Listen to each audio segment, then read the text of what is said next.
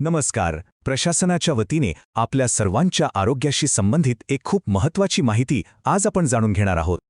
समाजात ना काही आजार असे असतात जे आपल्याला बाहेरून तर दिसत नाहीत, पण ते आतून आपलं संपूर्ण आयुष्यच बदलून टाकू शकतात.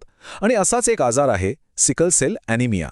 हा एक गंभीर जन्मजात रक्ताचा आजार आहे जो विशेषतः आपल्या आदिवासी आणि ग्रामीण भागांमध्ये जास्त प्रमाणात आढळून येतो. पण घाबरून जाण्याचं काहीच कारण नाही. एक गोष्ट आपण सगळ्यांनी लक्षात ठेवली पाहिजे की जर योग्य माहिती मिळाली, वेळेवर तपासणी झाली आणि शासनाचा भक्कम पाठिंबा असेल तर सिकल सेल सोबतसुद्धा एक अगदी सामान्य आणि सन्मानाचं आयुष्य जगणं शक्य आहे. चला तर मग आज याचबद्दल आपण सविस्तरपणे समजून घेऊया. आता हे नक्की काय आहे? सोप्या भाषेत सांगायचं झालं तर या विळ्याच्या आकाराच्या पेशी नाही का, त्या आपल्या रक्तवाहिन्यांमध्ये अडकून बसतात. म्हणजे रक्ताचा प्रवाहच थांबतो आणि त्यामुळे होतं काय की शरीराच्या वेगवेगळ्या अवयवांपर्यंत जो गरजेचा ऑक्सिजन पोचायला हवा तो पोचतच नाही. आणि मग साहजिकच यामुळे रोजचं आयुष्य खूप कठीण होऊन बसतं. म्हणूनच या आजाराकडे अजिबात दुर्लक्ष करून चालणार नाही. वेळेवर निदान होणं आणि त्यावर नियमित उपचार घेणं हे सगळ्यात जास्त महत्त्वाचं आहे.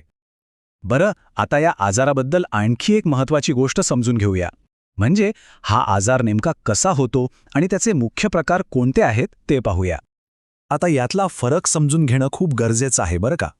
बघा, एस पॅटर्न असण्याचा अर्थ आहे की त्या व्यक्तीला सिकल सेलचा आजार आहे. पण जर एस पॅटर्न असेल तर ती व्यक्ती आजारी नाहीये, ती फक्त या आजाराची वाहक आहे. आणि हे लक्षात घ्या की एस पॅटर्न असलेल्या व्यक्ती पूर्णपणे निरोगी आयुष्य जगू शकतात. आणि म्हणूनच जरी एस पॅटर्न म्हणजे आजार नसला तरी आपल्या पुढच्या पिढीला सुरक्षित ठेवण्यासाठी प्रत्येकाने, विशेषतः तरुण-तरुणींनी लग्नापूर्वी आपली तपासणी करून घेणं खूप म्हणजे खूप महत्त्वाचं आहे. चला तर मग आता सगळ्यात महत्त्वाच्या भागाकडे वळूया. या आजाराविरुद्धच्या लढाईत आपण एकटे नाही आहोत. शासन आपल्यासोबत खंबीरपणे उभा आहे आणि अनेक सुविधा पूर्णपणे मोफत पुरवतं. कसं तर त्यासाठी शासनाने एक सुनियोजित कार्यक्रमच तयार केला आहे. म्हणजे अगदी पहिल्या पायरीपासून सुरुवातीला होणारी सॉल्युबिलिटी टेस्ट आणि त्यानंतर आजाराचा पक्क निदान करणारी HPLC टेस्ट, या दोन्ही चाचण्या पूर्णपणे मोफत आहेत. फक्त तपासणीच नाही तर हायड्रॉक्सी युरिया आणि फॉलिक ॲसिडसारखी अत्यंत आवश्यक औषधं आयुष्यभर मोफत दिली जातात. इतकंच नाही तर रुग्णांना आणि त्यांच्या कुटुंबियांना या आजारासोबत कसं जगायचं याचं योग्य समुपदेशनही केलं जातं. औषधोपचार घेणाऱ्या रुग्णांच्या आरोग्यावर लक्ष ठेवण्यासाठी CBC, LFT, KFT सारख्या तपासण्यासुद्धा नियमितपणे मोफत केल्या जातात. आणि जर कधी रक्ताची गरज पडलीच तर शासकीय रुग्णालयांमध्ये ती सुविधाही मोफत उपलब्ध आहे.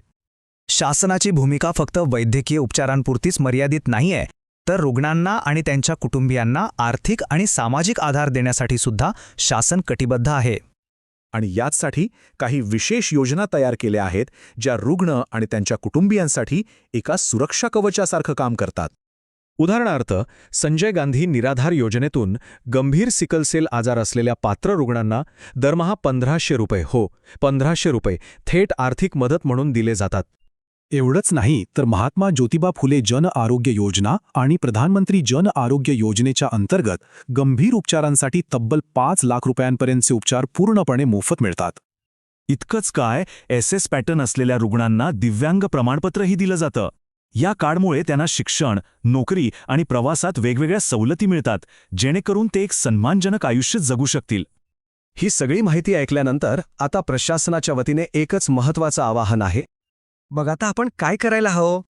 अजिबात संकोच बाळगू नका.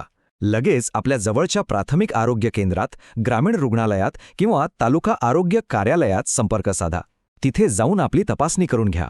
आणि जर उपचारांची गरज असेल तर अजिबात न घाबरता शासनाच्या मोफत उपचारांचा आणि सगळ्या योजनांचा लाभ घ्या.